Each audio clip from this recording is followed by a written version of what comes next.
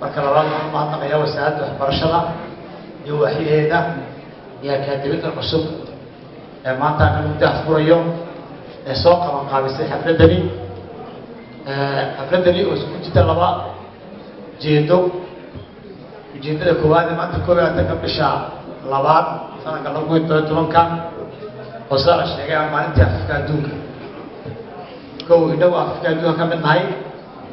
af Soomaaligu waa af ay dad badan ku hadlaan akala qoomnaadaan oo haday maamulka ka lahaadaan oo kana shan meelood oo kala maamul ku noolaadaan maanta nin walba wuxuu xusaya Soomaalida oo xusaysa maanta afkiisi hooyada Djibouti tahay inaga tahay la kashaqaa tahay Soomaaliya tahay Kenya tahay yadiyada kala duwan afkiisi xusaya marka in afka la ilaaliyo iimiisa wasa laga warramay dibna la dhigo waxaan doonaa kulleeyaan waa idin furayaa maanta lakiin qiimaha ku leeyahay in la wada gartaa waa muhiim tahay waxaan moodaa inuu si lumada waxa ugu wacan inay technology cusub wax badan afkeeni saameyn ku yeeshay arrinteedu daawanaysa boqol mashruuc oo kala gooniyo af kala ku baxaya arag ku baxaya ingiriis ku baxaya dibadda waxa wixii baa isku laaqayo على سكولار يا رياس هاي بس يا مش فكر قصة بحي فكان مرة الوالد كان بسيرد سارت هاي إنه ينبهي وقالوا عيني يا إنه كتوسي أقوى هذا واحد بالعرب سجان تبلونتي سومالي سجان تيسيما راهيسيما مايسو قيمة وين مكفرديا هذه ما تهدل قال هالهين أخاف أقول لها نرسل الجيل فيجرا الجيل براتو sababta wax xambaarsan yahay aad wixii badal xambaarsan afad badan ilaahay oo marka tiraahdo wadannada maartay inka hore maran la hawda qaarkood waxa ka dhageystay waqtiga inaan ajaabiba afkeena bartay oo ku heesaya in la yiri maxaad u jeclaatay af Soomaaliya oo ku heeso wuxuu heesaha iyagu oo wax la iska yiraahdo buru wax isku xidhan oo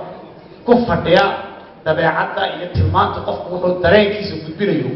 ma aha guud badaan cabnay badaan tagnay kubbaan cabnay heesay ka soo weerayay guud laakiin Soomaali guud oo wax ku fadhiya xigmad oo ku bees gareeyo qofku hadduu ina jecel yahay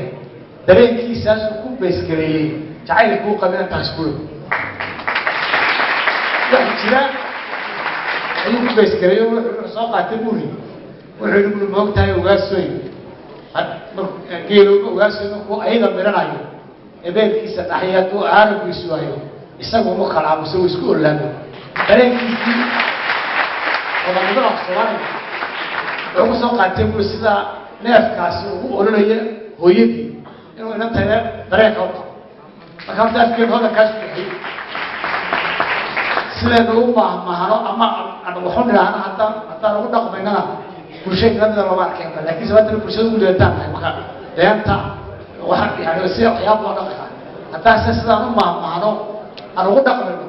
bulshada lama arkeen sababta Soomaaliya waxay ka maadnahay waxa ku talagu qorayaa iyo maamulka iyo futuuriyo waxa soo dhalay af Soomaaliya ka maahmaysa walaahaysa u keen waynaasha ku dhaqmay wax loo baahan yahay afkeeni iyo wadannimadiisa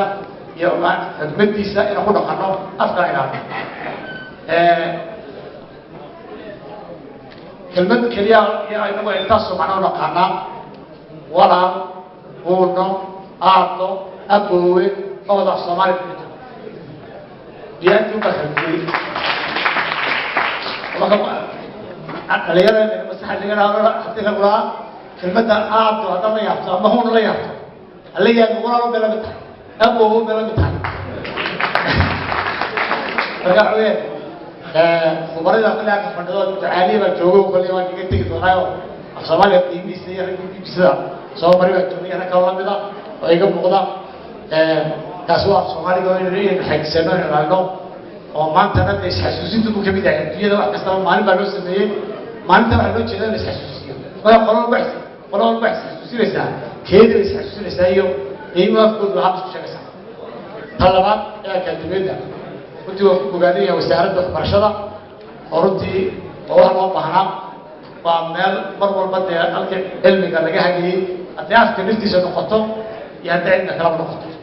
يدو كل ذنوب مركب قاعدين هاي وسيارته هاي سوق لكتي وحنا كم تهاي وهذا علمي قال قول عليها ملوك اليوم أما عند كستوها الأمور لي أي بريد ولا كاي قصوا مرسوا كدول هذا إن شاء الله وإحنا دولة سوق كرسي ما نبي بنسوق كرينا